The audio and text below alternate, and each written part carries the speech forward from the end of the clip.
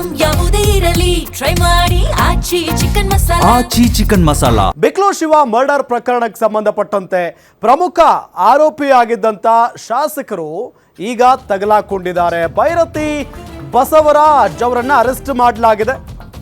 ಕೊನೆಗೂ ಲಾಕ್ ಆಗಿರೋದು. ಸಿಐಡಿ ಕಸ್ಟಡಿಗೆ ಹೋದ್ರೆ ಭೈರತಿ ಬಸವರಾಜ್ಗೆ ಡೈಲಿ ಡ್ರಿಲ್ ಮಾಡೋದಂತೂ ಕನ್ಫರ್ಮ್.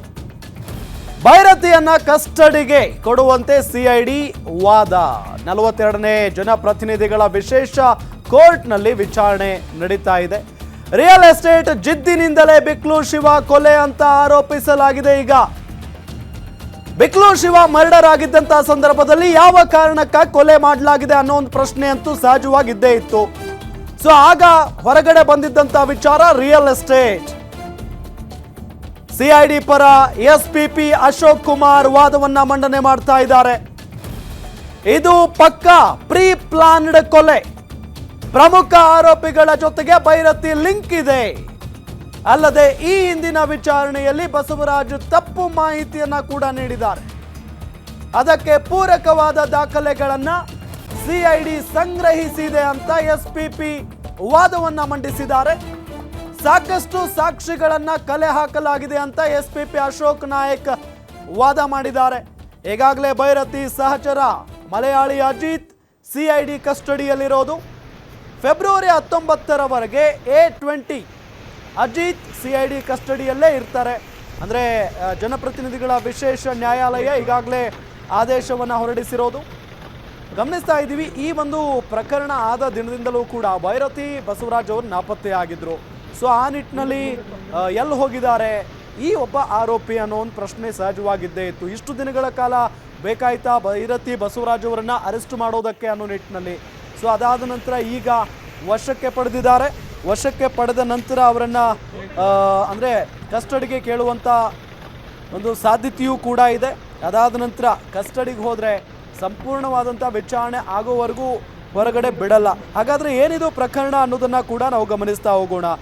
ಜಮೀನು ವಿಚಾರಕ್ಕೆ ರೌಡಿ ಶಿವಪ್ರಕಾಶ್ ಮತ್ತು ಭೈರತಿ ಬೆಂಬಲಿಗರ ನಡುವೆ ಗಲಾಟೆ ಆಗಾಗ ನಡೀತಾನೆ ಇತ್ತು.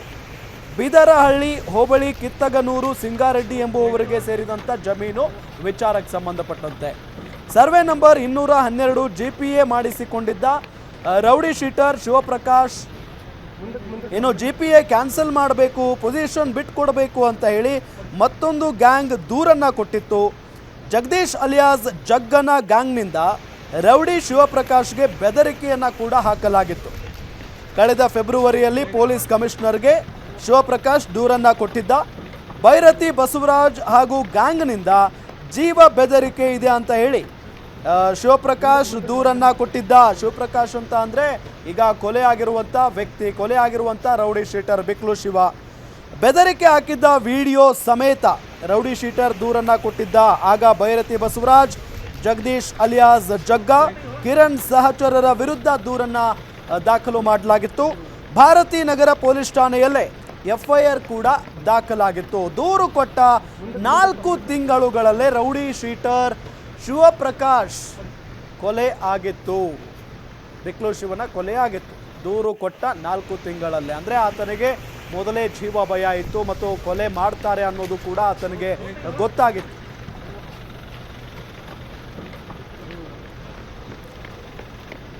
ಇದೇ ವಿಚಾರಕ್ಕೆ ಸಂಬಂಧಪಟ್ಟಂತೆ ಡೀಟೇಲ್ಸ್ ಕೊಡ್ತಾರೆ ನಮ್ಮ ಕ್ರೈಮ್ ರಿಪೋರ್ಟರ್ ಗಿರೀಶ್ ನೇರ ಸಂಪರ್ಕದಲ್ಲಿ ಜಾಯ್ನ್ ಆಗಿದ್ದಾರೆ. ಗಿರೀಶ್, ಅಂತೂ ಇಂತೂ ಫೈನಲಿ ಈಗ ಶಾಸಕರನ್ನ ಅಂದರೆ ಭೈರತಿ ಬಸವರಾಜ್ ಅವರನ್ನ ಅರೆಸ್ಟ್ ಮಾಡಲಾಗಿದೆ. ಈ ನಿಟ್ಟಿನಲ್ಲಿ ಕೋರ್ಟ್ನಲ್ಲಿ ಯಾವ ರೀತಿಯಾಗಿ ವಾದ ಪ್ರತಿವಾದ ನಡೀತಾ ಇದೆ, ಡೀಟೇಲ್ಸ್ ಕೊಡ್ತಾ ಹೋಗೋದಾದ್ರೆ?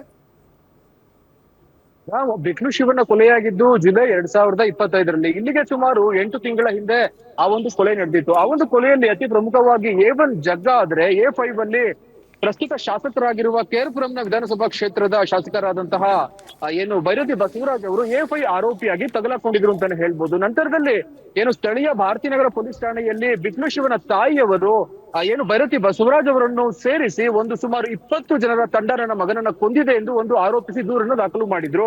ಅದೇ ದೂರಿನ ಅಡಿಯಲ್ಲಿ ಒಮ್ಮೆ ಏನು ಭೈರತಿ ಬಸವರಾಜ್ ಅವರು ಸ್ವತಃ ಠಾಣೆಗೆ ಹಾಜರಾಗಿ ವಿಚಾರಣೆಯನ್ನು ಕೂಡ ನಡೆಸಿ ಸಾಕಷ್ಟು ಮಾಹಿತಿಯನ್ನ ಕೊಟ್ಟಿದ್ರು. ಆದ್ರೆ ಮಾಹಿತಿಯನ್ನು ಕೊಟ್ಟ ನಂತರದಲ್ಲಿ ಕೆಲವೊಂದು ತಲೆಮರೆಸಿಕೊಳ್ಳುವ ಆಟಗಳನ್ನ ಶುರು ಮಾಡಿದ್ರು ಅಂತಾನೆ ಹೇಳ್ಬೋದು. ಅದಾದ ನಂತರದಲ್ಲಿ ಯಾವಾಗ ಸರ್ಕಾರ ಆ ಒಂದು ಪ್ರಕರಣವನ್ನ ಸಿಐಡಿಗೆ ವಹಿಸುತ್ತೋ ಅವಾಗ ನಿಜವಾಗಿಯೂ ಅವರು ತಲೆಮರೆಸಿಕೊಂಡಿದ್ರು ಅಂತಾನೆ ಹೇಳ್ಬೋದು. ಪ್ರಕರಣ ನಡೆದು 8 ತಿಂಗಳಾದ ಮೇಲೆ ಅವರು ಏನು ಸಿಐಡಿಯ ವಶಕ್ಕೆ ಬಂದಿರೋದು. ಇದಕ್ಕೂ ಹಿಂದೆ ಏನು ಅಹಮದಾಬಾದ್ ನಲ್ಲಿ ತಲೆಮರೆಸಿಕೊಂಡಿದ್ರು ಎನ್ನುವ ವಿಚಾರ.